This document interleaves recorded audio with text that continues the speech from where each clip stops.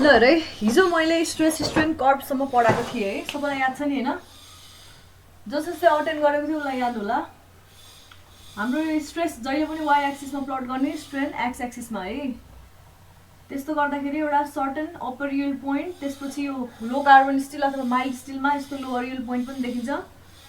त्यसपछि एउटा certain पोइन्टसम्म ultimate strength भनिन्छ, त्यसपछि फेलियर हुन्छ। भनिसकेपछि जुन हाम्रो यो यिल्डिङ सुरु भइसक्छ नि, अहिले हामीले लोवर यिल्ड पोइन्टलाई चाहिँ हामीले के मानेको थियौँ रे? यिल्ड स्ट्रेसको भ्यालु मानेको थियौँ होइन? भनिसकेपछि अब कस्तो हुन्छ भन्दाखेरि जुन टाइमबाट यिल्ड हुन थाल्छ नि, त्यो पोइन्टबाट जबसम्म त्यो फेल हुँदैन तबसम्म त्यसले सर्टेन फोर्सेसहरू एब्जर्ब गर्न सक्ने भयो कि भएन? लोड भनौँ न, लोड एब्जर्ब गर्न सक्ने भयो, फेल नभइकन अझै स्ट्रेस लिइराख्न सक्ने भयो, आफूले पनि स्ट्रेस दिइराख्न सक्ने पनि भयो, र स्ट्रेन पनि certain amount of strain support गर्ने भयो सर्टेन पोइन्टसम्म। आफ्टर प्लास्टिक डिफर्मेसन स्टार्टेड है। प्लास्टिक डिफर्मेसन स्टार्ट भइसकेपछि सर्टेन स्ट्रेस र स्ट्रेन यसले अझै लिन सक्ने क्यापासिटी जुन छ यसको, इलास्टिक लिमिट्स भन्दा बियोन्ड जुन हुन्छ नि, प्लास्टिक डिफर्मेसन स्टार्ट भइसकेपछि जुन त्यसले सर्टन अझ थप एडिसनल लोडहरू, एडिसनल स्ट्रेनहरू लिन सक्ने क्यापासिटी, त्यसलाई नै डक्टिलिटी भनिन्छ है। लेख डक्टिलिटी भनेको। मैले त्यो स्ट्रेस स्ट्रेन डायग्राम चाहिँ बनाएर दिएँ, अनि पार्ट्सहरू पनि बनाएको छु होइन? त्यसको नोट्स अब एक्जाममा कहिलेकाहीँ डिस्क्राइब भनेर सोध्छ होइन, मतलब स्ट्रेस स्ट्रेन डायग्राम बना अनि त्यसको फेजेसहरूलाई एक्सप्लेन गर भन्छ। त्यसको म के अरे एक्सप्लेनेसन सर्ट फर्ममा यसो दिन्छु, म नोटमै दिन्छु, बुकमा पनि छ, हेर्दा हुन्छ है। डक्टिलिटी लेख है, के लेख भन्दा ल अहिले प्रेजेन्ट है म्याम भन्छ। पहिला क्लास बस न एकछिन त। इट इज डिफाइन्ड, आज हाम्रो यति छ है टार्गेट चाहिँ। It is defined by the degree to which a material can sustain plastic deformation under tensile stress before failure। है भर्खर भनेको कुरा मैले यहाँ भनिदिएँ है। लेख है सुई। अब यसपछि भइसकेपछि हामी हेर्छौँ ट्रु स्ट्रेस स्ट्रेन है। अब अस्ति हिजो मैले बनाएको ग्राफ कस्तो खाले स्ट्रेस स्ट्रेन होला मलाई भन त? त्यो ट्रु स्ट्रेस स्ट्रेन होला कि के होला? त्यो कसैले भन त मलाई। मैले त्यहाँनिर बार एउटा पोइन्ट भनेको गरिरहेको थिएँ। भन त ल, गेस त गर। ट्रु स्ट्रेस स्ट्रेन होला त त्यो मैले हिजो बनाएको कर्भमा? हजुर होइन। किन होइन? किनभने मैले के भनेको थिएँ, हरेक पोइन्टमा हामीले चाहिँ यो स्ट्रेसको भ्यालु निकाल्दाखेरि के त, लोड एक्सटर्नल लोड हामीलाई थाहा छ, अनि एरियालाई हामीले के मानेको थियौँ? Constant through out. यो प्लास्टिक डिफर्मेसन भइसक्यो, त्यही पनि त्यो एरिया चाहिँ पहिलाकै एरिया लिइरहेछौँ। प्लास्टिक डिफर्मेसन भइसक्यो, हामीले यो भ्यालुलाई कन्स्ट्यान्ट लिइरहेछौँ। यसमा कुनै पनि के ल्याटरल के भनेको थिएँ मैले, पोइजन्स रेसियोले के भन्छ? अभियसली यो त अब पोइजन्स डिफर्मेसन जान सक्ने क्यापासिटी भएको मटेरियल हो, स्पेसली अब स्टिल भने मैले। स्टिल भनिसकेपछि यसमा के हुन्छ भन्दाखेरि, जब यसमा लङ्गिट्युडनल डिफर्मेसन हुन्छ, स्ट्रेन भनेको के थियो? लङ्गिट्युडनल डिफर्मेसन भयो नि। यसमा हामीले त्यो टेन्साइल स्ट्रेस दिएको होइन, लङ्गिट्युडनल डिफर्मेसन हुन साथै यसको क्रस सेक्सनल एरिया सर्टेन अमाउन्टले घट्न त घट्यो होला, तर त्यो कुरालाई हामीले कन्सिडर गरेनौँ नि त। त्यो स्ट्रेस निकाल्दाखेरि हामीले त्यो कुरालाई कन्सिडर गरेनौँ। हामीले एरिया चाहिँ कन्स्टेन्टै हुन्छ त्यसको, अब त्यो ट्युबुलर फर्ममा होस् अथवा जुनसुकै फर्ममा होस् होइन, क्रस सेक्सनल एरिया चाहिँ कन्स्ट्यान्ट हुन्छ भनेर मानेर यो ग्राफ निकालेको हुनाले यसलाई चाहिँ के नाम दिन्छ भन्दाखेरि इन्जिनियरिङ स्ट्रेस स्ट्रेन कर्भ भन्छ है। के भन्छ अरे त्यसलाई? के भन्छ? Engineering stress strain curve.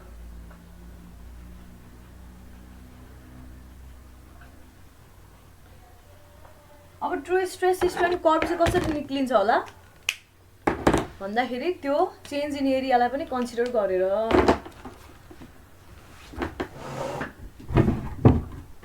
Topic लेख्दै गर ल true stress strain curve true stress and strain लेख त यो लेखिसक्यो है मेटे मैले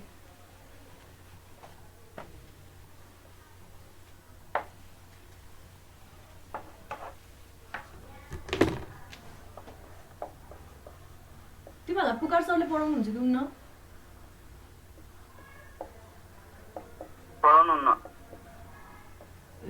ल ट्रु स्ट्रेस एन्ड स्ट्रेन भनेको ल लेख है ड्यु टु के हुन्छ एरिया के हुन्छ सेक्सनल एरिया श्रिङ्क हुन्छ देखिरहेछ है छैन मार्करहरू सबै इङ्क सिद्धिएर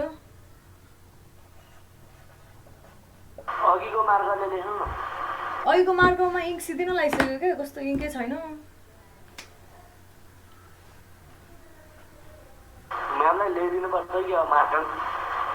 पर्दैन म आफैले राउँछु होइन कि अब ब्ल्याक इङ्क भएको यत्रो मार्कर छ रेड इङ्क भएको मार्करहरू छ अनि अब यो फेरि कति किन्नु भनेर ल ठिकै छ due to shrinking of sectional area है अहिले भर्खर मैले के भनेको थिएँ एरिया सेक्सनल एरिया पनि चेन्ज हुन्छ एन्ड अर्को के चेन्ज हुन्छ एन्ड द इग्नोर्ड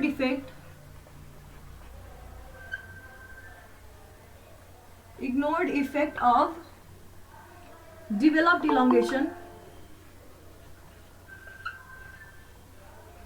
त्यति मात्रै होइन इलोङ्गेसन पनि भएको हुन्छ यसमा इलोङ्गेसनले केमा इम्प्याक्ट पार्यो स्ट्रेनमा पनि इम्प्याक्ट पार्यो नि हरेक पोइन्टमा अब स्ट्रेनमा इम्प्याक्ट पार्ने भयो होइन डेभलप्ड इलोङ्गेसन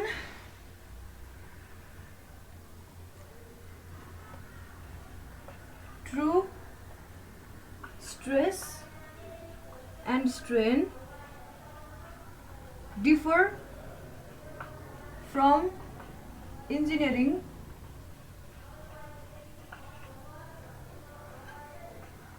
stress and strain हैन त भनिसकेपछि अब त्यो ग्राफमा हैन के हुने रहेछ भन्दाखेरि त्यो ग्राफमा अब हामीले ट्रु स्ट्रेस स्ट्रेन कन्सिडर गर्ने हो भने त्यसको ग्राफ कस्तो आउने रहेछ होला त कस्तो आउला त हाम्रो त्यो ग्राफ पहिला सुरु एउटा इम्पेरिकल फर्मुला नि लेखाइदिन्छु है which is very very very very very unimportant यो कुरा पनि सोध्दैन एक्जाममा भन्नु नै पर्दा एकदम रेयरली सोधेको हुन्छ सोध्यो भने कन्सेप्ट चाहिँ राखिराख्नु पर्यो है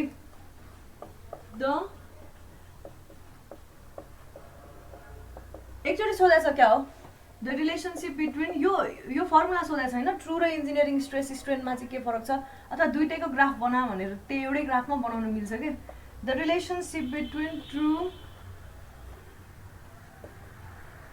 stress and strain is given by true stress र strain को चाहिँ कस्तो रिलेसन हुने रहेछ sigma true is equal to के यो भनेको स्ट्रेन हो हैन पावर n हुने रहेछ यस्तो फर्ममा आयो खाली जान्नको लागि जानिरह है यो n भनेको चाहिँ के हो strain hardening coefficient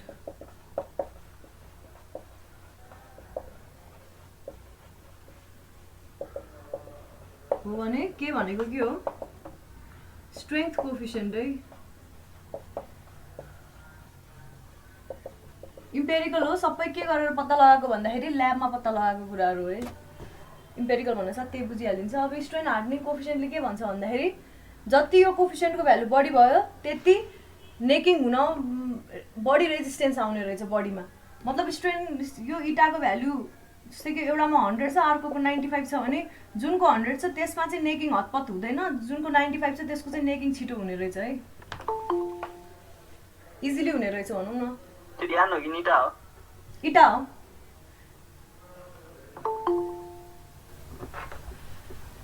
ल अब ग्राफिकली हेरौँ है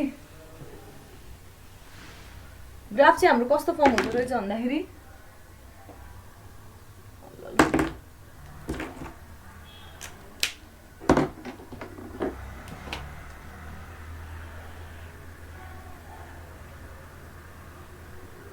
हाम्रो इन्जिनियरिङ स्ट्रेस स्ट्रेन कर्भ यस्तो खाली थियो भने ट्रु स्ट्रेस स्ट्रेन कर्भ चाहिँ स्वाट्टै यसरी माथि जाँदो रहेछ सिधा पर्ख म यहाँ यसले बनाउँछु एक्जाममा कहिलेकाहीँ तिमीहरूलाई नसोधे पनि डायग्राम बना मात्रै भन्यो भने पनि यसरी सिधा उ गरिदिँदा हुन्छ है के भन्छ यसलाई यो बनाइदिएर हैन ट्रु केही देखिन जस्तो छ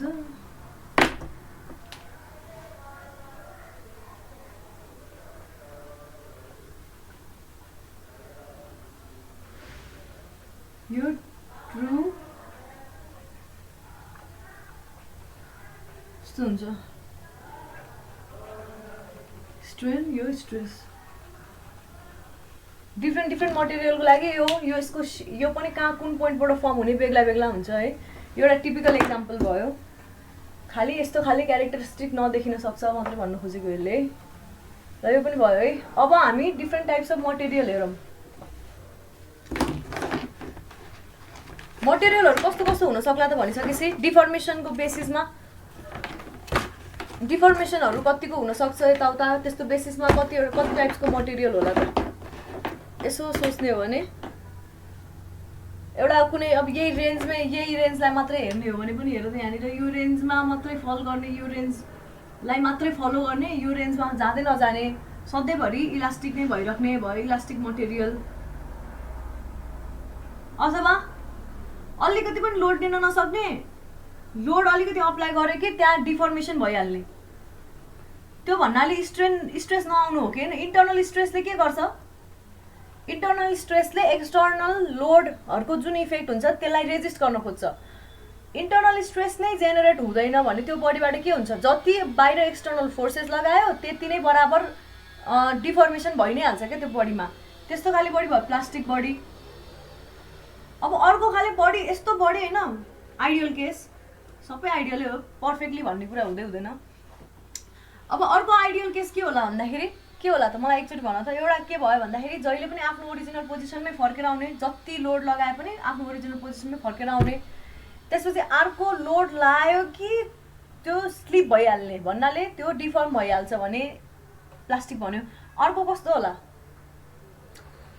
होला भन्दाखेरि जति स्ट्रेस लगाए पनि केही पनि नहुने त्यसमा स्ट्रेनै डेभलप हुँदैन स्ट्रेन इक्वल्स 0 यस्तो बडीलाई के भन्ने हो रिजिड बडी भन्ने हो अब यो पर्फेक्ट यस्तो खाले यो यस्तो बडी हुँदैन कुनै बडी सर्टेन टाइमसम्म इलास्टिक बिहेभियर देखाउला त्यसपछि प्लास्टिक बिहेभियर देखाउला जस्तै कि यसमा सर्टेन पोइन्टसम्म इलास्टिक बिहेभियर देखायो त्यसपछि हाम्रो प्लास्टिक डिफर्मेसन सुरु भयो यसको कुनै बडी जस्तै कि यही डस्टर हेरौँ न यसले के गर्छ पहिला सुरु के बिहेभियर देखाइरहेछ रिजिड बडीको बिहेभियर यसमा अहिले कुनै पनि यो बाहिरको यो पार्टलाई हेरेँ मैले है यो कपडालाई हेरिनँ हैन यो पार्टलाई हेरेँ यसले अहिले मैले जति यसलाई तन्काउन खोजे पनि यसमा अहिले केही पनि स्ट्रेन देखिरहेको छैन हैन तर एउटा यस्तो पोइन्ट पछि मैले यस्तो तन्काएँ भने त्यो तन्केको तन्कै हुन्छ ओरिजिनल पोजिसनमा आउँदैन आउला त्यस्तो भयो पहिला सुरु के भयो त्यसमा प्लास्टिक डिफर्मेसन पहिला सुरु रिजिड बिहेभ गर्यो त्यसले त्यसपछि प्लास्टिक बिहेभ गर्यो त्यस्तो खाली बडी होला कम्बिनेसन अफ बडिजहरु हुन्छ के त्यस्तो बेलामा त्यो आधारमा अब म यहाँ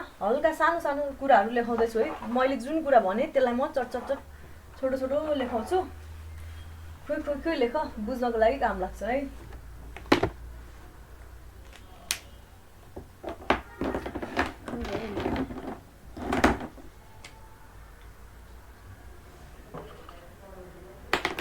इलास्टिक मटेरियल लेखौँ है पहिला टपिक लेखौँ elastic and plastic material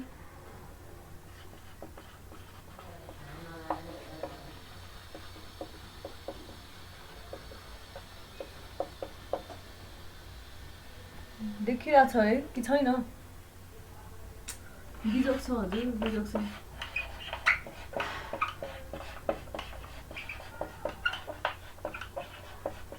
elastic मटेरियल्समा के हुनुभयो पोइन्ट्स लेख्दै completely regains its original shape and size. हिजो जसले क्लास मिस गर्यो you have missed very important class please एकचोटि मैले त्यो भिडियो हालिदिन्छु है अब हिजो हाल्न भ्याइन अब आज हालिदिन्छु अनि त्यहाँबाट सबै हेरेर पढ है अब के हुन्छ भन्दाखेरि when load is removed load remove गर्न साथ के हुन्छ अरे भन्दाखेरि डेल्टा एल जुन थियो नि डिफर्मेसन मतलब के भने थियो डेल्टा एल बाई एल भनेको स्ट्रेन हो कि हैन चेन्ज हो कि हैन यो भनेको चेन्ज इन डाइमेन्सन अथवा लेन्थ यो केसमा चेन्ज इन लेन्थ कति हुन्छ अरे स्ट्रेन रिमुभ गर्न साथै लोड रिमुभ गर्न साथै इज इक्वल टु 0 हुन्छ आफ्नो ओरिजिनल पोजिसनमा आइसकेपछि त्यहाँ कुनै पनि चेन्ज बाँकी रहँदैन जस्ताको तस्तै आफ्नै पहिलाको पोजिसनमा फर्किन्छ यही लेखेँ है मैले भनेपछि जुन रेजिस्टिङ फोर्स हुन्छ नि बडीले जेनेरेट गर्ने यही रेजिस्टिङ फोर्सले नै के जेनेरेट गर्ने हो स्ट्रेस जेनेरेट गर्ने हो resisting force acts as restoring जुन कुराले रेजिस्ट गर्यो त्यही कुराले रिस्टोर पनि गर्छ आफ्नो ओरिजिनल पोजिसनमै लिएर आउँछ रिस्टोरिङ फोर्स जसरी एक्ट गर्छ अरे यो भयो है अब यहाँनिर लेखेको छैन भने नमेट्नु भन है लेखेको छ भने मैले मेटिदिन्छु अब एकदमै ideal when load is removed comma del L is equal to 0 है अब के हुन्छ भन त मलाई इलास्टिक मटेरियलको कर्व कस्तो हुन्छ जहिले लिनियर फरएभर लिनियर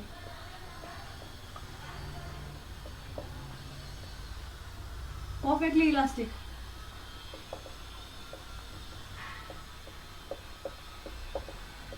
सधैँ यस्तो हुने भयो स्ट्रेस स्ट्रेन कर्व अब अर्को के छ हामीसँग मैले अर्को के भनेको थिएँ प्लास्टिक बडी यार लास्टको लाइन नि पढ्दिनु नि त्यो resisting force acts as restoring force resisting force acts as restoring force मलाई एउटा कुरा भन न के अरे रेजिस्टिङ फोर्स कुन बेलामा लाग्छ जबसम्म एक्सटर्नल फोर्स लागिरहेछ भने रेजिस्टिङ फोर्स पनि सँगसँगै लागिरहेको छ हैन तर पनि बडी तन्केर सर्टेन पोइन्टसम्म पुग्यो अब तिमी यो रिस्टोरिङ फोर्स जुन अघि लागेको थियो त्यसलाई हटाइदेऊ तर यो रेजिस्टिङ फोर्स चाहिँ अझै एक्जिस्ट गर्छ अनि यसले के गर्छ भन्दाखेरि यो बडीलाई आफ्नो ओरिजिनल पोजिसनमा लान खोज्छ यही भन्न खोजेको हो क्या एक्सटर्नल फोर्स हराए पनि रेजिस्टिङ फोर्स जुन छ त्यसले चाहिँ रिस्टोर गर्ने काम गर्छ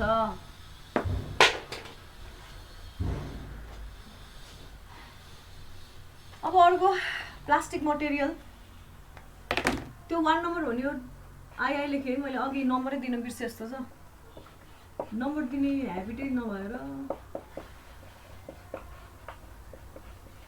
प्लास्टिक मटेरियल भन्नाले कस्तो मटेरियल भयो अरे भन्दाखेरि त्यसमा प्लास्टिक डिफर्मेसन फर्म हुने प्लास्टिक डिफर्मेसन किन फर्म हुन्छ अरे भन्दाखेरि त्यसले जुन इन्टर्नल स्ट्रेस दिनुपर्ने हो एक्सटर्नल फोर्सको लागि त्यसले जति इन्टर्नल स्ट्रेस दिनुपर्ने हो त्यति नै इन्टर्नल स्ट्रेस दिन नसकेपछि त्यसमा प्लास्टिक डिफर्मेसन हुने हो कि हैन हो नि हैन भनिसकेपछि प्लास्टिक डिफर्मेसनको केसमा के हुने रहेछ अरे भन्दाखेरि दे अफर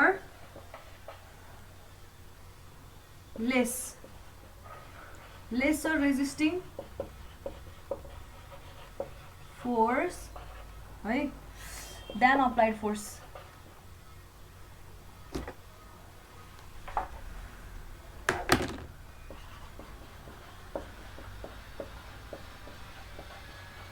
यस्तो हुने रहेछ भनिसकेपछि when त्यस्तै गरी भन्ने हो भने when external force P is equal to 0 हुँदाखेरि डेल्टा एल के हुने रहेछ एक्सटर्नल फोर्स हटाइसकेपछि डेल्टा एल चाहिँ के हुने रहेछ भन त मलाई इज नट इक्वल 0 बढ्छ भन्दा पनि जस्ताको जस्तो मतलब जति तन्के थियो त्यति नै रहिरहन्छ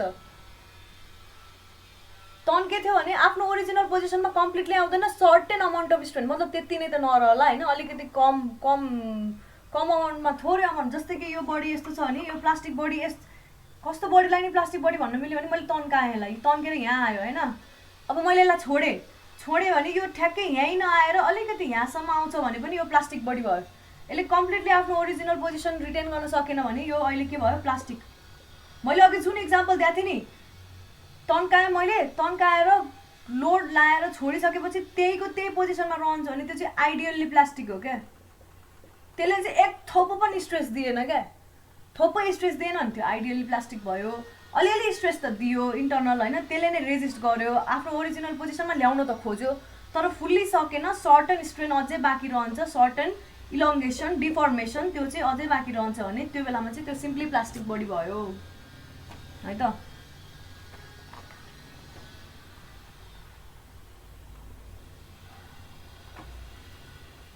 त्यो अहिले म आइडियली प्लास्टिकको ल यहाँ लेख है।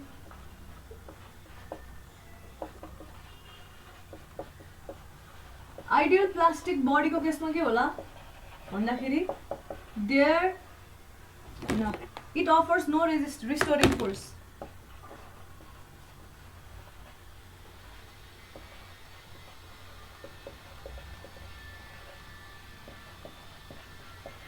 होइन त भनिसकेपछि के हुने रहेछ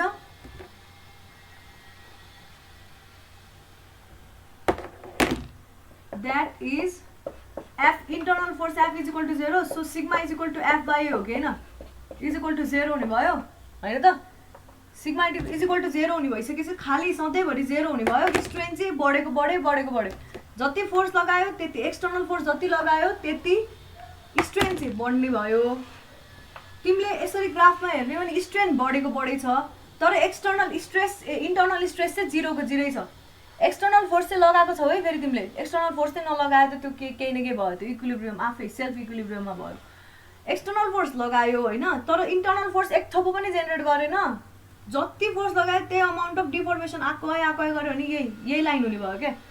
यो ग्राफ बनाऊ होइन स्ट्रेन स्ट्रेस है कस्तो हुने भयो ग्राफ रे आइडियल प्लास्टिक मटेरियलको लागि अरू कुनै इङ्क युज गर अथवा के गर यही लाइनमा पर्ने भयो।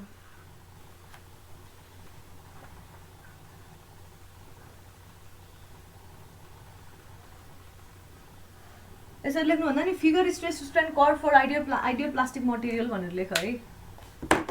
बुझिरहेछ नि है केही बुझेको छैन भने सोध ल।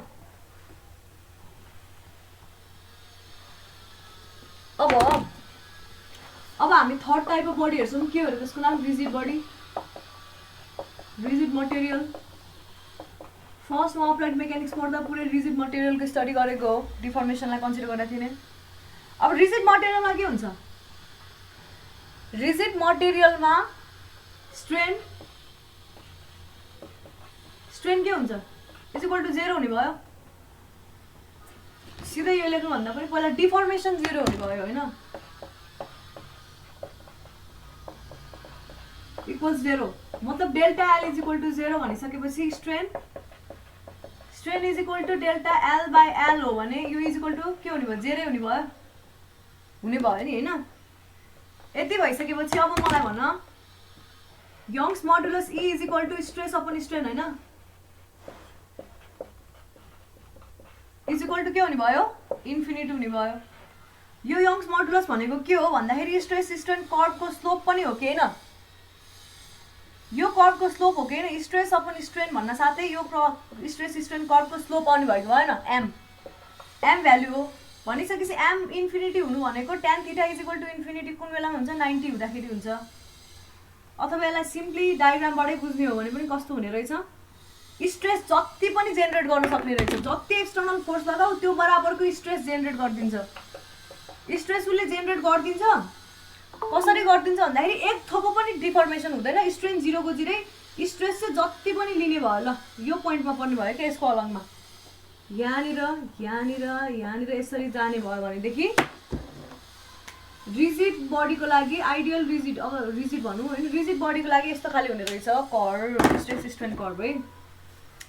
अब मलाई एउटा कुरा भन है के अरे आइडियल प्लास्टिक जुन थियो नि त्यसमा एउटा सानो ठाउँ छ भने आइडियल प्लास्टिकमा होइन एक्जाम्पल लिक्विड लेख है एक्जाम्पल लिक्विडलाई युजुअल्ली आइडियल्ली प्लास्टिक बडी भनेर मानिन्छ क्या भन्नाले लिक्विडलाई तिमीले यसरी हुन्छ नि लिक्विडलाई अलिकति मात्रै फोर्स लगायो भने कुनै भेसलमा कन्टेन्ट छैन होइन फोर्स लगायो भने त्यो चाहिँ सुइँ गुडेर जान्छ नि होइन मतलब के भन्छ त्यसलाई फ्लो भएर जान्छ नि होइन त्यसले रेजिस्ट गरेर बस्दैन क्या त्यही भएर त्यसलाई चाहिँ युजुअल्ली आइडियल प्लास्टिक बडी भन्नाले लिक्विडहरूलाई लिइन्छ तर त्यो एक्चुअली ट्रु पनि होइन कम्प्लिटली त्यसले कम्प्लिटली स्ट्रेस पनि लिँदैन लोवर पार्ट अझै रेस्टमै हुन्छ त्यो थाहा छ होला है अनि माथिको पार्ट चाहिँ हल्का यसरी मुभ हुने हो यस्तो खाले हुन्छ यसको ग्राफ यो फर्दर पछि पढ्छौ है तिमीहरूले जस मान्नको लागि चाहिँ लिक्विडलाई मानिन्छ है आइडियल प्लास्टिकमा सानो यसो कतै एक्जाम्पल लिक्विड भनेर लेख है, फ्लुइड अथवा लिक्विड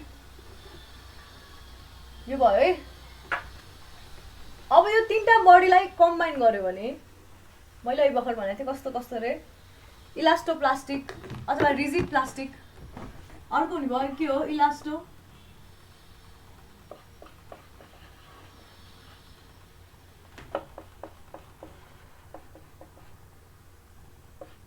इलास्टोप्लास्टिक मटेरियल, जसले चाहिँ के गर्ने भयो, सर्टेन पोइन्टसम्म सुई ग्राफ बनाइदिन्छ, ग्राफ बनाइसकेपछि बुझिहाल्छ है। सर्टेन पोइन्टसम्म के बिहेभियर देखाउने भयो अरे,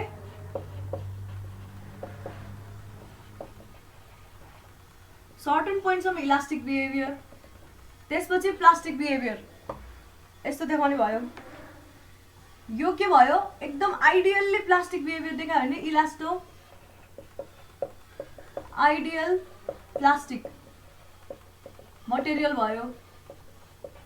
तर प्योरली अब यस्तो यस्तो सिधै जान्छ त नि, जति स्ट्रेस दियो त्यही जति फोर्स दियो त्यति बराबरकै स्ट्रेन नआएर अलिकति कम अमाउन्टको स्ट्रेन आउँछ, अलिकति बडी फोर्स लाउनु पर्यो नि यहाँनिर होइन। त्यही फोर्सको लागि स्ट्रेन आएको स्ट्रेस त्यति नै हुँदाखेरि स्ट्रेन बढेको बढे हुने खालि केस छैन होइन।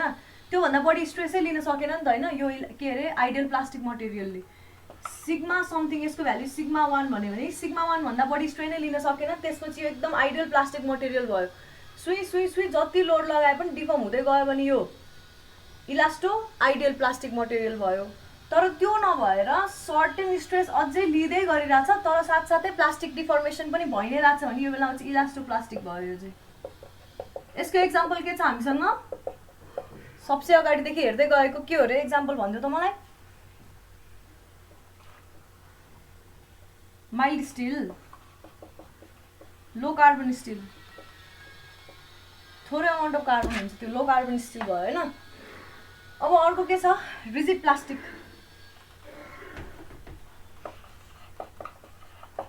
रिजिड प्लास्टिक मटेरियलले के गर्ने भयो भन्दाखेरि बनाइसक्यो यो रिजिड प्लास्टिक मटेरियलले के गर्ने भयो, सर्टन भ्याल्यु अफ स्ट्रेससम्मको लागि के कस्तो बिहेभ गर्ने भयो भन्दाखेरि रिजिड मटेरियल जस्तो बिहेभ गर्ने भयो होइन। त्यसपछि प्लास्टिक बिहेभियर देखाउने भयो। अब यो बेलामा के भयो, यो रिजिड अनि त्यसपछि आइडियल प्लास्टिक बिहेभियर देखायो।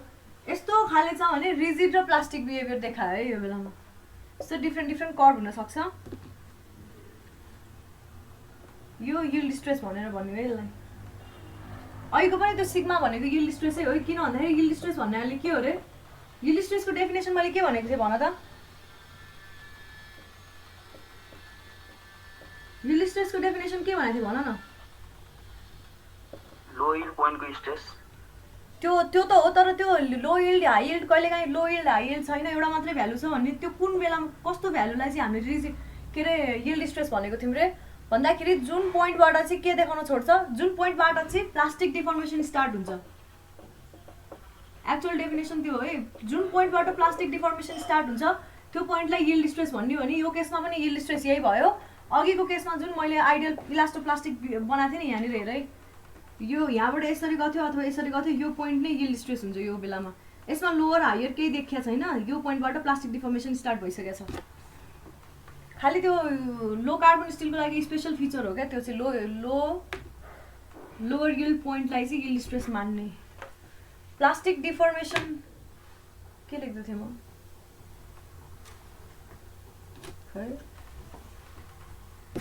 आइडियल प्लास्टिक बिहेभियर देखाउने भयो। यो भनेको आइडियल प्लास्टिक बिहेभियर हो, यो चाहिँ प्लास्टिक बिहेभियर मात्रै भयो। यो डिफ्रेन्ट बडीको लागि हो है। Don't think that this is for same body. Same बडीको यस्तो डिफ्रेन्ट कर्भ आउँदैन। सेम बडीको जहिले स्ट्रेस स्ट्रेन कर्भ एउटै नै हुन्छ। खालि फरक के हो भन्दाखेरि त्यो बडी चाहिँ एकचोटि प्लास्टिक डिफर्मेसन भइसकेको छ भने त्यसको लागि अलिकति फरक होला। अझ बढी प्लास्टिक डिफर्मेसन भइसकेर फेरि तिमीले स्ट्रेस स्ट्रेन कर्भ गरेर बनाउँदैछौ भने त्यसको कर्भ अलिकति फरक होला, मतलब हुन्छ नि रेन्जहरू फरक होला होइन। नभए कर्भ त सेम टु सेम त्यस्तै नै हुन्छ है। यो बुझ्यो है, यो पनि भयो, यो पनि भयो, यो पनि भयो। न्युमेरिकल गरौँ है अब, फास्ट इन्ट्रेस्टिङ। हिजो मैले गराएको एउटा जुन त्यो इक्वेसन लेखाएको थिएँ नि त्यो रिलेटेड एउटा न्युमेरिकल गरौँ है। मेटेल लेख्यो सबैजनाले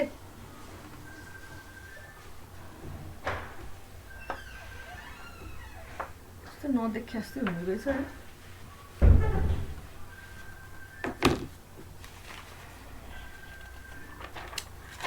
numerical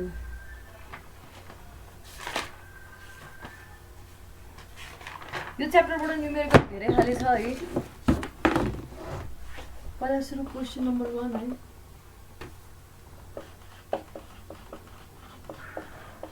A steel bar having cross-sectional area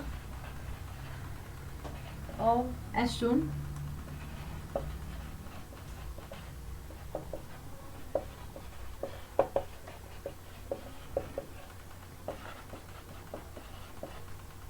is subjected to axial loading है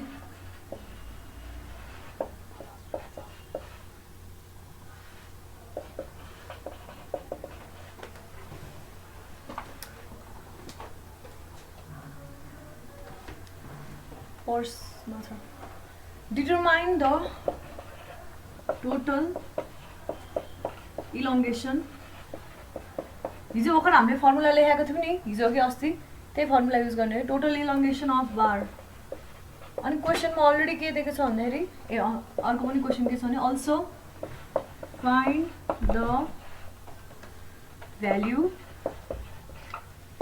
of P to keep the system in equilibrium मैले हिजो भर्खर के भनेको थिएँ e को भ्यालु दिएछ भने दिएछ ठिकै छ दिएको छैन भने यो केसमा e को भ्यालु दिएको छ है 210 into 10 to the power 3 newton per mm square 210 किलोन्युटन per mm square रहेछ है यसको अर्थ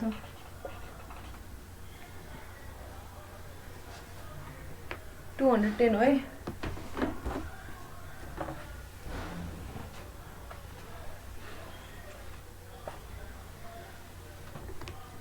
हामीसँग डायग्राम चाहिँ कस्तो छ भन्दाखेरि एउटा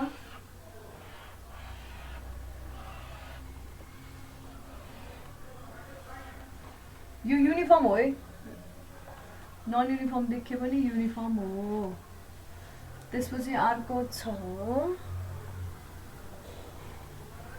अलिकति ठुलो छ यो 700 mm स्क्वायर छ यसको एरिया यसको 450 mm स्क्वायर छ है यसको cross sectional area 900 mm square दिएको छ यसको लेंथ 1.2 मिटर हैन यसको लेंथ र यसको लेंथ यसको 1.8 मिटर यसको 1 मिटर द्याट्स है अब लोडिङ कस्तो छ भन्दाखेरि यहाँनिर 60 किलो न्यूटन छ है यो देखिदैन कि क्या हो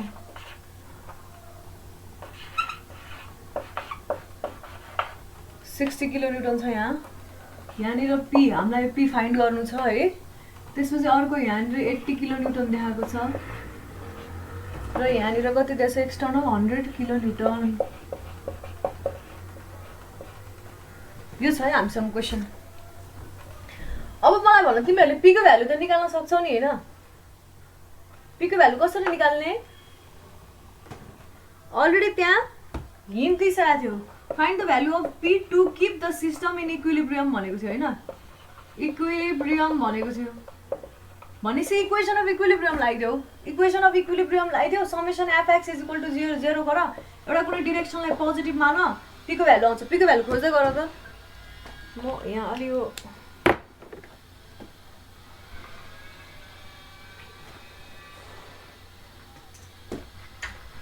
एकैछिन ल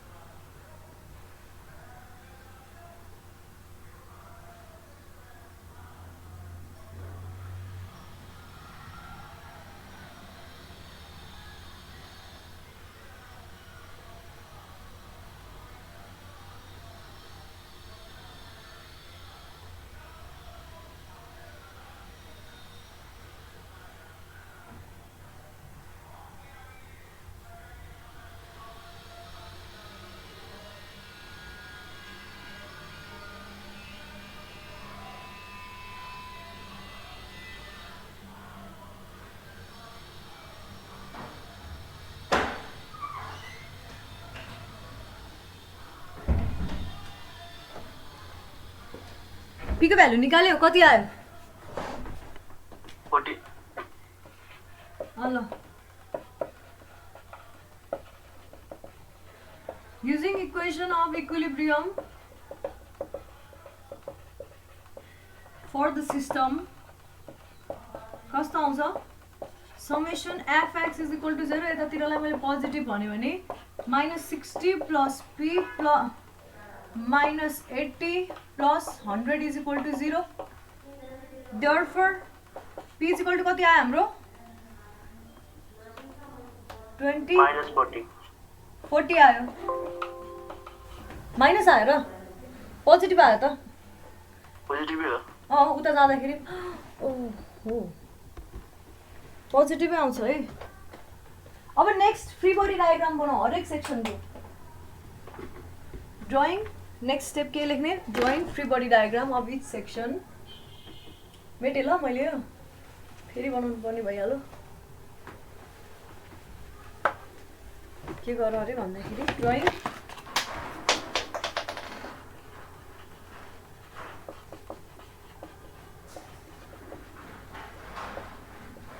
हरेक सेक्सनको फ्री बडी डायग्राम बनाउँदा कस्तो हुन्छ यो हामीले के गर्नुपर्छ लोड ब्यालेन्स गर्दै जानुपर्छ चाहे तिमी लेफ्टबाट बनाउँदै आऊ चाहे तिमी राइटबाट बनाउँदै आऊ केही फरक पर्दैन फ्री बडी डायग्रामको रुल सेम हो यो एरियालाई हेर्ने हो भने यहाँनिर 60 छ होइन 60 किलोन्युटन छ नि होइन यसलाई ठ्याक्कै अपोजिट 60 किलोन्युटन राखिदियो त्यसपछि अर्को ठुलो एरियालाई हेऱ्यो भने त्यसमा अब के आउनु भयो यतापट्टिको 60 ट्रान्समिट हुने भयो हामीलाई थाहा छ नि यो +60 ट्रान्समिट हुन्छ भनेर तर हामीसँग अर्को के छ पी फोर्स छ जुन चाहिँ उतातिर छ 40 किलोन्युटन छ होइन भनेपछि माइनस पी हुने भयो भनेको 20 किलोन्युटन हुने भयो कतातिर डिरेक्सन यतातिर डिरेक्सन पर्ने भयो बुझिन्छ यो अब यसलाई रेजिस्ट गर्न त्यही बराबरको 20 किलोन्युटन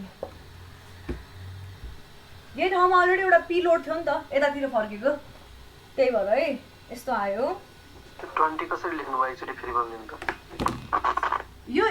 यो बुझेको छ नि हैन यहाँनिर के गर्यो पहिला सुरु हामीसँग यहाँ यो पोइन्टमा 60 किलोन्युटन फोर्स छ यो पोइन्टलाई के भने मैले यो पोइन्टलाई ए नाम दिएको छु यो पोइन्टलाई बी नाम दिएको छु यो पोइन्ट पनि बी नै भयो भनिसकेपछि अघि मैले फिगरमा नाम लेख्न बिर्सेँ होला यो ए बी बी सी अनि त्यसपछि सी र अनि डी हो है अर्को सेक्सन ए पोइन्टमा 60 किलोन्युटन एक्सटर्नल फोर्स छ हैन हामीलाई फ्री बडी डायग्राम बनाउँदा के गर्ने भने चाहिँ मैले त्यो जोइन्ट काट्न साथै त्यहाँनिर त्यही बराबरको इन्टर्नल फोर्स निक्लिने भयो 60 किलोन्युटन हैन त्यसपछि यो अपोजिट डिरेक्सनको फोर्स हो भनेदेखि यो फोर्स त बाँकी थियो नि त्यो फोर्स 60 किलोन्युटन यतापट्टि यो पोइन्टमा लाग्ने भयो बी पोइन्टमा जुन थियो नि यो 60 किलोन्युटन यहाँ लाग्ने भयो नि हैन 60 किलोन्युटन यहाँ लागिसकेपछि त्यहाँ फेरि अर्को फोर्स चाहिँ यसरी पी फोर्स लागेको छ कि छैन त्यो फोर्सको म्याग्निट्युड कति छ 40 किलोन्युटन छ भनिसकेपछि 40 किलोन्युटन छ अर्को फोर्स जुन चाहिँ यतातिर छ 60 यतातिर छ 40 यतातिर छ भने 60 यो दुईटा माइनस हुने भयो यसको रिजल्टेन्ट 20 किलोन्युटन हो 20 किलोन्युटन कतातिर जाने भयो ठुलो फोर्स भएकोतिर 60 किलोन्युटनतिर भन्नाले यताको डिरेक्सनतिर जाने भयो 20 किलोन्युटन फेरि यसलाई अपोज गर्नलाई यो सेक्सनमा 20 किलोन्युटन अर्को के आउने भयो रेजिस्टिङ फोर्स जसरी आउने भयो थर्ड बडी बनाऊँ पहिला त्यो अर्को त्यो ठुलो स्ट्रक्चर बनास्दै गरी क्या यो सी र डी छ अब थर्ड बडी यसको अलिकति ठुलो छ एरिया है यसको भन्दा ठुलो छ यसमा अब के आउने भयो यहाँ 20 किलोन्युटन त्यो बाँकी रहेको फोर्स त छ नि त 20 किलोन्युटन अब यहाँनिर कति छ हामीसँग यहाँ 20 किलोन्युटन अनि प्लस अर्को कुन छ एक्सटर्नल 80 किलोन्युटन पनि छ नि त हैन यो दुईटालाई जोडिसकेर कति आउने भयो यहाँ 100 किलोन्युटन आउने भयो कि यतातिर आउने भयो अनि हामीसँग एक्सटर्नल के छ 100 किलोन्युटन छ सिस्टम ठ्याक्कै ब्यालेन्समा देखियो हरेक पोइन्टमा बुझिन्छ यो यसलाई यसरी लेखौँ अझ है 20 + 80 लेखौँ अनि इज इक्वल टु 100 किलोन्युटन लेखौँ टक्क बुझिन्छ बुझ्यो है यो सिस्टम अब यति गरिसकेपछि हरेक सेक्सनको लागि पी फोर्स त रहेछ यसको लागि P1 मैले फर्मुला के भन्छु P1 L1 / A1 E1 + P2 L2 / A2 E2 + P3 L3 / A3 E3 formula लेखेको थिएँ कि थिएन याद छ नि गाइस डेल्टा एल को समेसन क्या, मतलब delta L is equal to delta L1 plus delta L2 plus delta L3 लेखेको थिएँ है। भनेपछि अब त्यही फर्मुला हामी यसमा युज गर्न गइरहेको छौँ। सिम्पली फर्मुला हाल्यो अब टक्कै आइहाल्छ, के गर्नै पर्दैन है। यो क्वेसन एकदम इजिएस्ट क्वेसन हो। यस्तो खाले क्वेसन अलि सोध्दैन कहिले। अब मैले भन्ने कुरा के हो अरे, धेरै लक्की भयो भने धेरै लक्की भइयो भने सोध्न पर्न सक्छ यस्तो क्वेसन पनि। तर यो बेस चाहिँ हो है, अरू क्वेसनहरू गर्नको लागि यस्तो बेसिसहरू हुन्छ। अब कुनै पनि अब फरक चाहिँ अहिले त एउटै सेक्सन छ नि, मतलब यसको सेक्सनल एरिया एउटै छ, यसको लागि यति सेक्सनल एरिया एउटै छ। अब अर्को खाले फिगर होला यस्तो छ, अनि अब अर्को सेक्सनल एरिया यस्तो होला अरे, ल अनि अर्कोबाट यस्तो होला अरे। यो केस यस्तो क्वेसनहरू चाहिँ सोधिरहेको हुन्छ, त्यो पनि सल्भ गर्न अहिले म सिकाउँछु। ल यो भयो है। नेक्स्ट स्टेप के गर्ने अरे भनेपछि के रहेछ, अब लेख आफूलाई बुझ्नको लागि। The portion AB is under tensile force of 60 किलोन्युटन रहेछ। त्यसैको पोर्सन BC केमा रहेछ, टेन्साइल फोर्सकै छ, कतिको 20 किलोन्युटनकोमा छ। त्यसै गरी अर्को पोर्सन CD कतिमा रहेछ, 100 किलोन्युटनमा रहेछ। अब लेख सो यदि यहाँ कुनै कम्प्रेसिभ फोर्स हुन्थ्यो भने डेल्टा एल को भ्यालु यहाँ नेगेटिभ हुन्थ्यो। जस्तै कि डेल L1 मैले जुन लेखेँ नि, यसलाई यसरी डेल, यो क्यापिटल डेल्टाले रिप्रेजेन्ट गरिनुहुन्छ, स्मल डेल्टाले रिप्रेजेन्ट गरिनुहुन्छ। युजुअली यो चाहिँ इन्टिग्रेसनमा युज गरिन्छ। यो चाहिँ सानो सानो पार्ट्स वाइज गरिरहेको छ भने यो डेल्टाले रिप्रेजेन्ट गरिन्छ है। डेल्टा L1 अब सपोज यहाँनिर 60 किलोन्युटन फोर्स टेन्साइल नभएर कम्प्रेसिभ आएको थियो भने तिम्रो यहाँ भ्यालु माइनसमा लेख्नु पर्थ्यो है तिमीले, किनभने त्यो त लेन्थ के भएको छ, घटेको छ नि त होइन, त्यही भएर माइनस लेख्नु पर्थ्यो। कम्प्रेसिभ हो भने माइनस लेख, यहाँ टेन्साइल हो भने प्लस लेख अथवा के नलेख। ल अब यसको फर्मुला के हो, P1 L1 by A1 E1 यी नै राखौँ है अहिलेको लागि।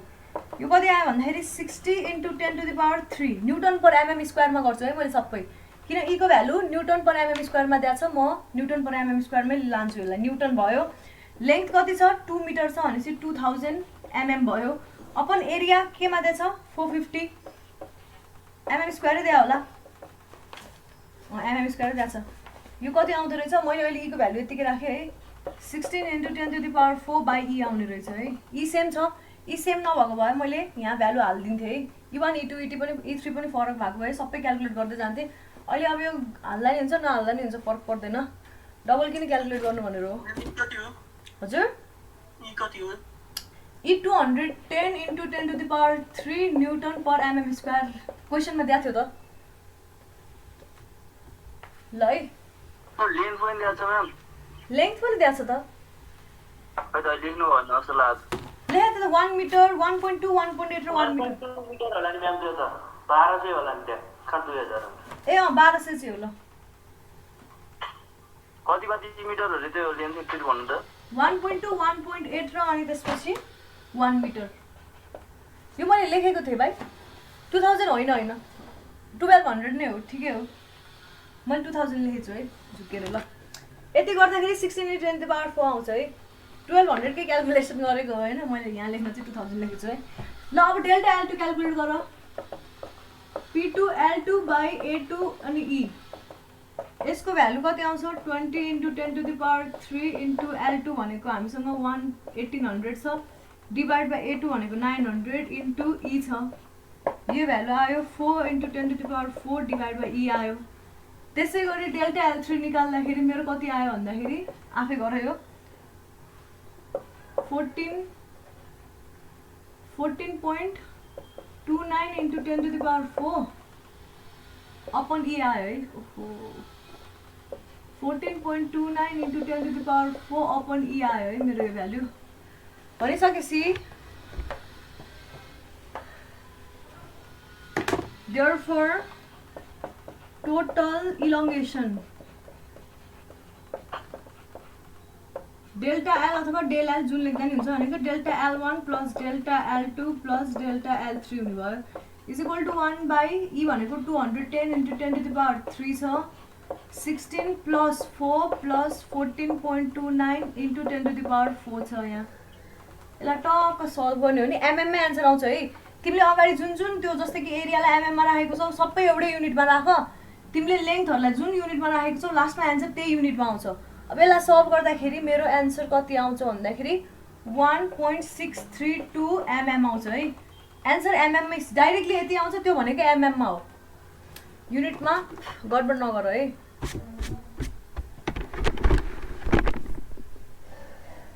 अब अर्को क्वेसन।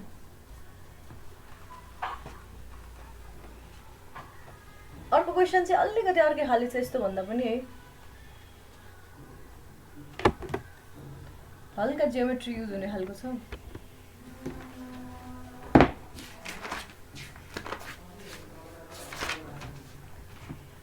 ए क्वेसन नम्बर यो चाहिँ कुन भन्दाखेरि क्वेसन नम्बर 5.10 हो है। जीबीएम सरको बुकको हेर त, जीबीएम सरको बुक हातमा छ सबैजनाको। यो क्वेसन हेर त, म यो सारेर बस्दिनँ है। सबैजनासँग छ कि छैन बुक? छैन भने एकजनाले यो च्याट बक्समा फोटो हालिदिइहाल त, नभए प्यारलली हेर्नुहुन्छ उनीहरूले। बुक नै छैन खै, मिल्दैन होला है। ल ल ठिक छ, म क्वेसन लेखिदिन्छु त्यसो भए।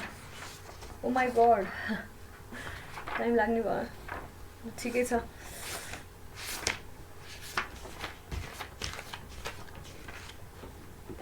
फाइभ 5.10 क्वेसन के छ भन्दाखेरि है,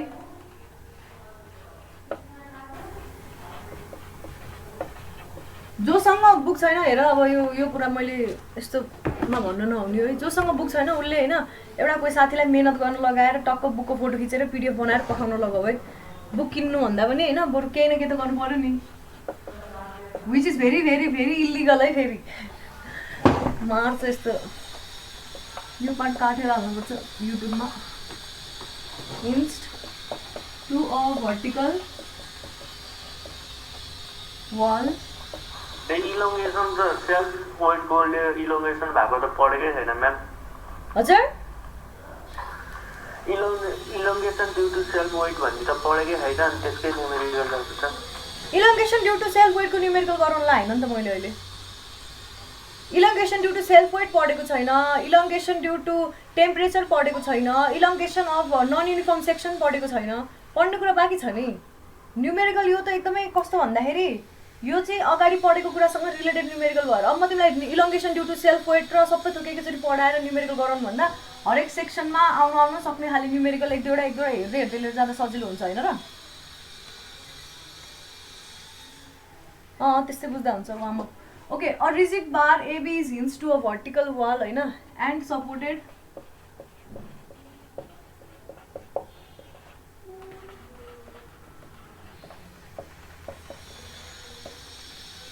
horizontally by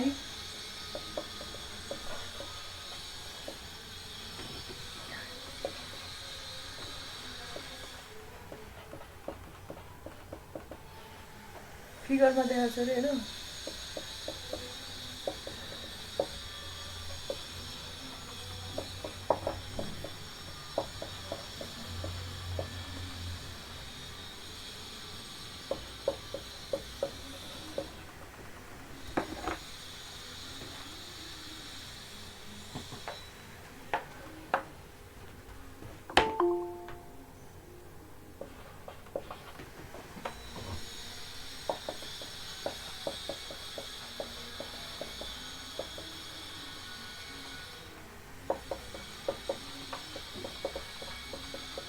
देखिरहेको छ है,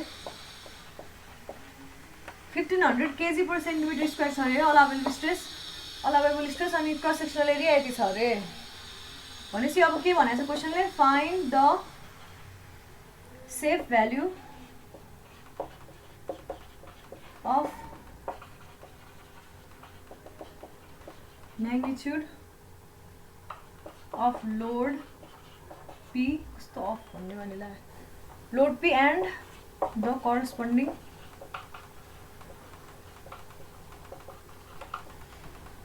vertical deflection of point A.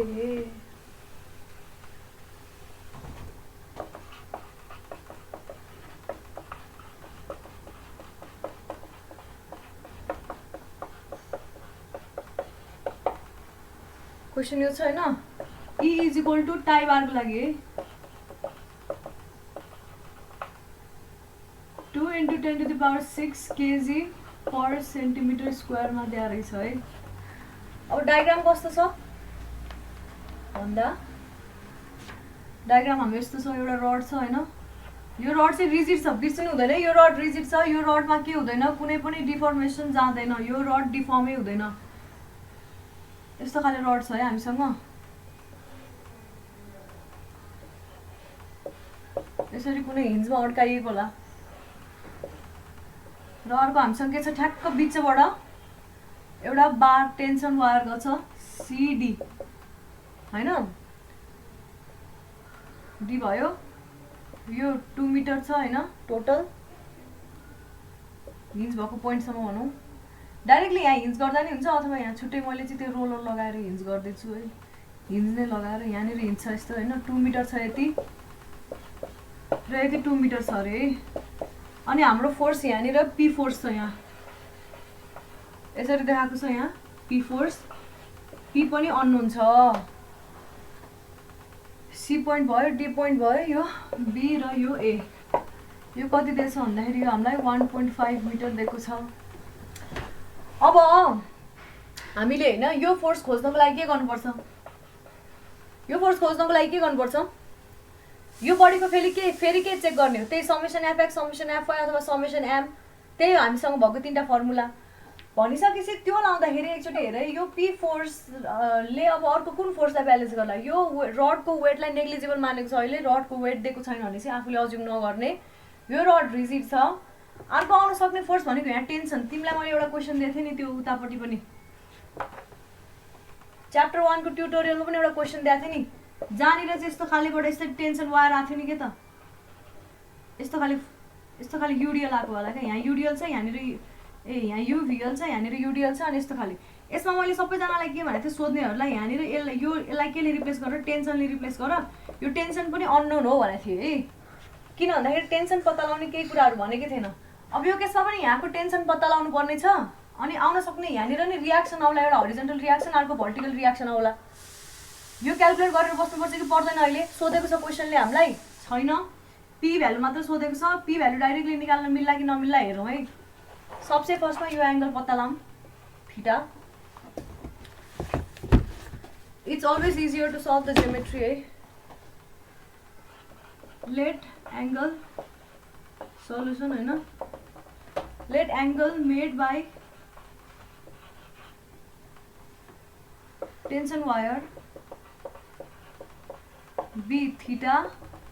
Theta is equal to tan inverse कस्तो हुने भयो, 1.5 डिवाइड बाई 2 हुने भयो। कति आयो यो, 36.87 आयो है, डिग्री आयो।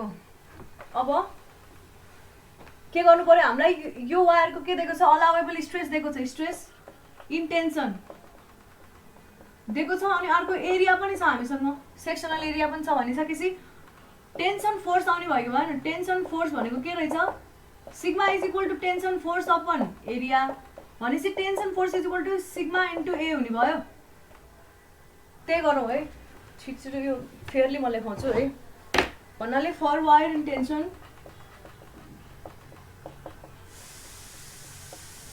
टेन्सन टी सिडी नाम दिएँ है मैले, सिधैबाट दिसम्म। एकचोटि यो डायग्रामलाई मिलाउने हो भने यस्तो खाले हुन्छ यो होइन।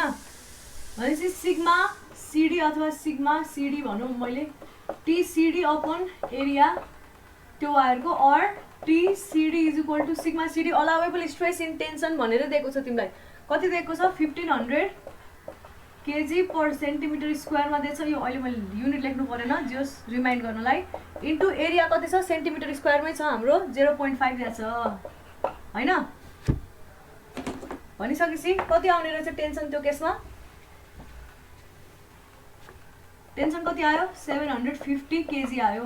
अहिले मैले केजीमै राखेँ, पी पनि केजीमै निकालेर छोडिदिन्छु। अब नेक्स्ट स्टेप के गर्नु पर्यो, त्यो डायग्रामको फ्री बडी डायग्राम बनाउनु पर्यो। यो त हिन्ज हो क्लियरली, यसमा हरिजन्टल र भर्टिकल रियाक्सनहरू होला। अहिले हामीलाई पी फोर्स छ यहाँ, अर्को के छ यस्तो खाले टी सिडी छ हामीसँग होइन।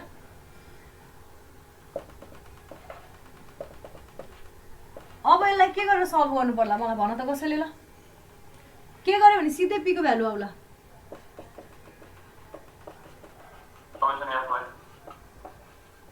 समेसन मोमेन्ट लेख्ने होला नि 0 समेसन fi गर्यो भने त यहाँनिर नि छ के यो पोइन्टमा पनि छ r b र r यसलाई मैले r a नाम दिए हैन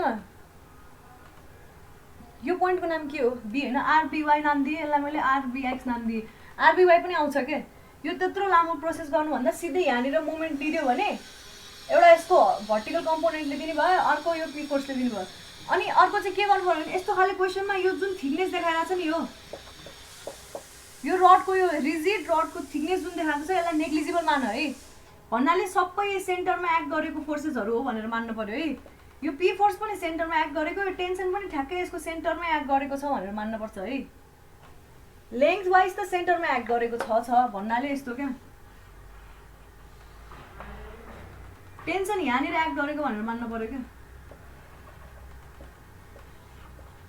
TCD भने यतातिर y कम्पोनेन्ट भयो यतातिर x कम्पोनेन्ट भयो यो p फोर्स पनि यहीँबाट यतातिर एक्ट गरेको भनेर मान्नु पर्छ क्या किनभने यो थिकनेस थाहा छैन नि त तिमीलाई दिएको पनि छैन हैन कन्सिडर गर्नु पनि पर्दैन TCD यो थीटा दिएको छ भने sin थीटा हुने भयो भनिसकेपछि p फोर्स FBD अघि मैले लेखेको कुरा लेख भनिसकेपछि टेकिङ मोमेन्ट अबाउट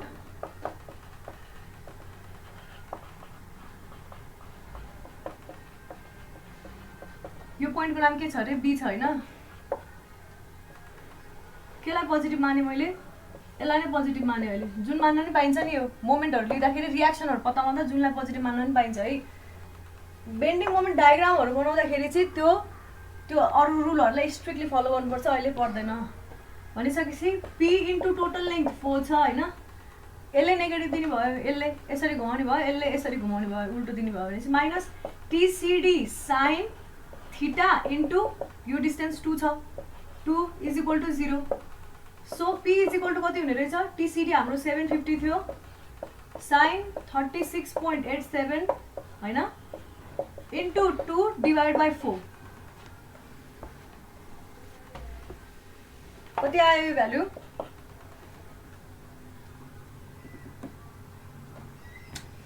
मेरो आयो 225 केजी यो हेर इलोंगेसन अफ नन युनिफर्म बार हेरौँ मैले कुनको एक्जाम्पल लिइरहेको छु भन्दाखेरि युनिफर्मली टेपरिङ सर्कुलर रडको एउटा गराउँदैछु त्यसपछि बुकमा अर्को के छ ट्रापेजोइडल यस्तो दुवैतिर यस्तो नबनाऊ यस्तो खाली ट्रापेजोइडल हो भने हैन यसको लागि पनि यसलाई कसरी सल्भ गर्ने बुकमा देखाएको छ है यस्तो खाली ट्रापेजोइडल बार हो भने यसको लागि कसरी गर्ने यो चाहिँ होमवर्क हो है होमवर्क गरेर आऊ म दिन्छु असाइनमेन्ट जसरी युनिफर्मली टेपरिङ सर्कुलर रडको गरौँ आज पहिला सुरु डायग्राम बनाऊ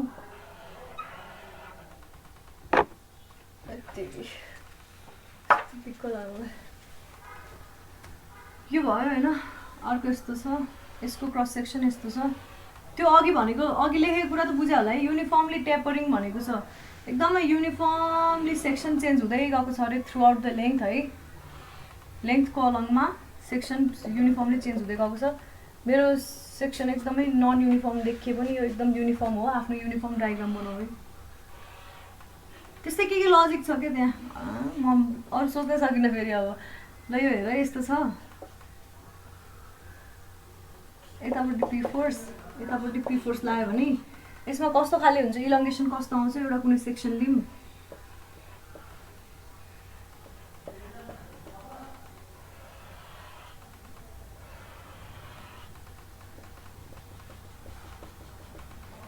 यो पार्ट यतिलाई मैले के भने dx भने कति डिस्टेन्समा छ यो x डिस्टेन्समा छ यसको डायमिटरलाई मैले d1 भने हैन यसको डायमिटरलाई मैले d2 भने है यस्तो छ है हामीसँग diagram total length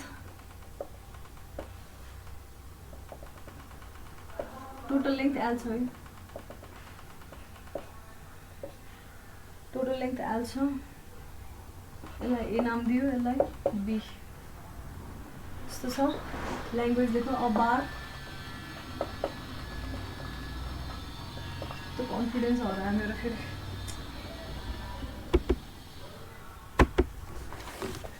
a bar tapering from a diameter d1 to d2 at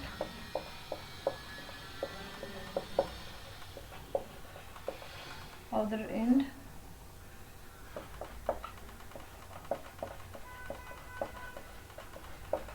यस्तो खाली बार कन्सिडर गरौँ है मेटम यो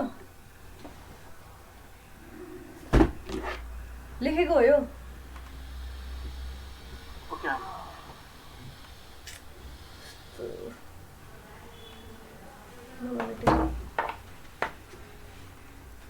यो भएन लेट पी भनेको के छ axial tensile load at on the bar भनौँ न बार छ होइन अनि त्यसपछि के छ एल भनेको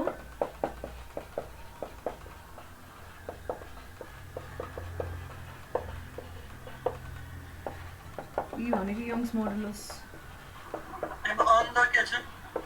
हजुर अन कहाँनिर अन द बार अब के गर्नु पर्यो भन्दाखेरि एउटा सानो एरिया कन्सिडर गर्नु पर्यो consider a small element of length कति छ dx छ एट x डिस्टेन्स कहाँबाट x डिस्टेन्स फ्रम ए बाट फ्रम ए हो है यो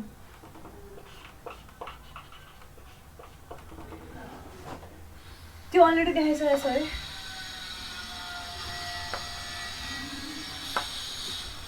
त्यति गरेपछि के हुन्छ सो के भन्नुभयो एट लेन्थ एल लेन्थ एलमा के हुने रहेछ चेन्ज इन डायमिटर कति छ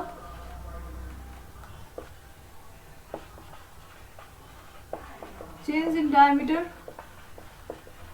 इज इक्वल टु वाट छ d2 minus d1 छ नि हैन d1 बाट हैन d2 सम्म जाँदाखेरि टोटल लेन्थ l मा हामीसँग टोटल चेन्ज इन डायमिटर कति छ d1 d2 minus d1 छ है भनिसकेपछि देन के हुने भयो at any length x change in diameter कति हुने रहेछ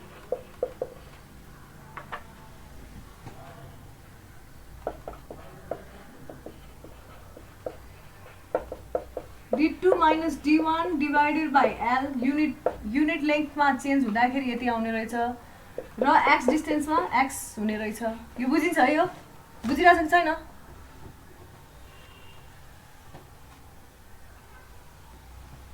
युनिफर्मली भ्यारी गरिरहेको छैन हाम्रो डायमिटर यो पोइन्टमा d1 डायमिटर छ यो पोइन्टमा d2 डायमिटर छ टोटल लेन्थ एल सम्म जाँदाखेरि हाम्रो डायमिटर d1 चेन्ज भएर कतिसम्म पुगेको छ d2 सम्म चेन्ज पुगेको छ भनेदेखिबाट चेन्ज भनेको d2 minus d1 हुने भयो लेन्थ एलमा अब 1 युनिट लेन्थमा कति चेन्ज हुने रहेछ भन्दाखेरि d2 minus d1 by l हुने रहेछ x लेन्थमा कति चेन्ज हुने रहेछ d2 minus d1 by l into x हुने रहेछ बुझिन्छ यो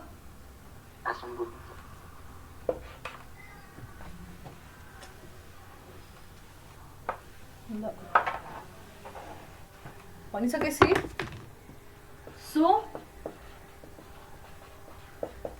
diameter at distance x from A कति हुने भयो त भनिसकेपछि dx नाम दिए भने यसको डायमिटर कति हुने भयो d1 प्लस चेन्ज हो कि हैन जतिले चेन्ज भयो त्यति एड गर्दिने आइहाल्यो अब मैले यसलाई के नाम दिए भन्दाखेरि d1 प्लस kx भन्दिए है k is equal to d2 minus d1 by l नाम दिए मैले केलाई भनिसकेपछि कुनै पनि डिस्टेन्समा हाम्रो डायमिटर भनेको d1 प्लस kx हुने रहेछ के भनेको के हो d2 minus d1 by l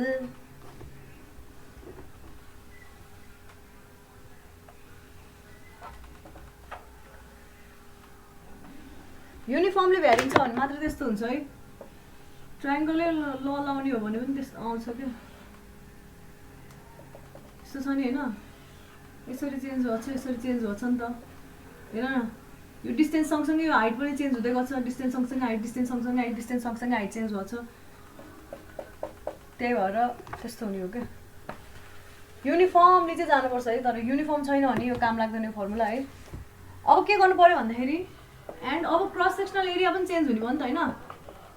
area of cross section at x कति हुने भयो भन्दाखेरि ax is equal to pi into dx को square by 4 is equal to ल लेखौँ pi by 4 d1 plus kx को स्क्वायर।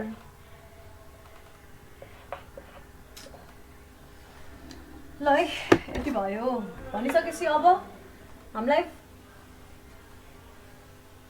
के चाहिएको छ, इलङ्गेसन अफ द रड चाहिएको छ भनेदेखिबाट के लेख्नु पर्यो, नाउ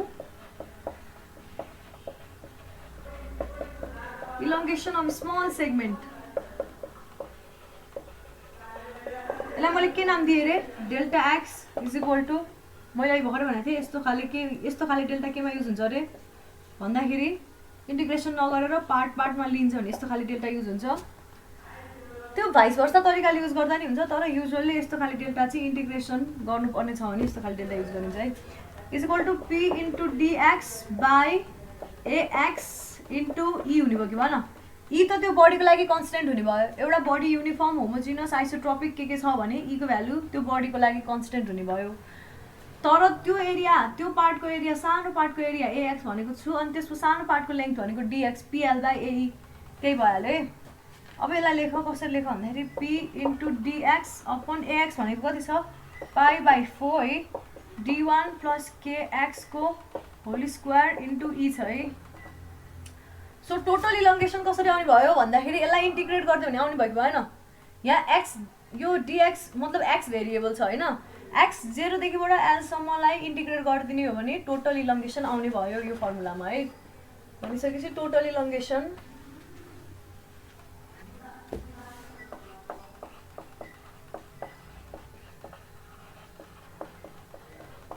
कस्तो, total elongation delta L is equal to integration 0 to L delta x हुने भयो, अथवा 0 टु एल यसलाई लेखौँ P dx upon pi by, अथवा यसलाई 4 मैले माथि लेखेँ 4 पाई है, d1 प्लस kx को स्क्वायर इन्टु ई। कन्सटेन्ट टर्महरूलाई बाहिर निकाल्दिउँ अब।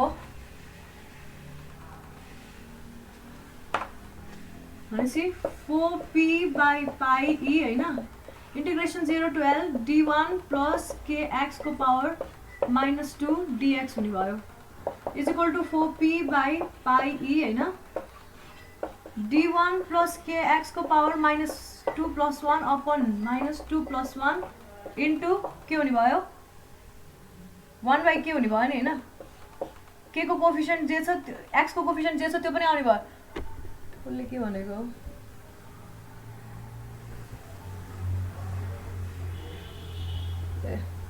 ल एक्स को कोफिसियन्ट जे छ त्यो पनि आउने भयो, तर डिनोमिनेटरमा आउने भयो। यो 0 देखिबाट एलसम्म रन गरौँ है यसलाई। अब के छुट्यो, ठिक छ, ल हेरौँ है। अब नेक्स्ट स्टेप गरौँ है। Is equal to 4p by pi E, के लेखेँ मैले, केलाई पनि बाहिर निकालेँ, माइनस साइन लाइन बाहिर निकालेँ है। भनेपछि 1 बाई d1 प्लस kx हुने भयो।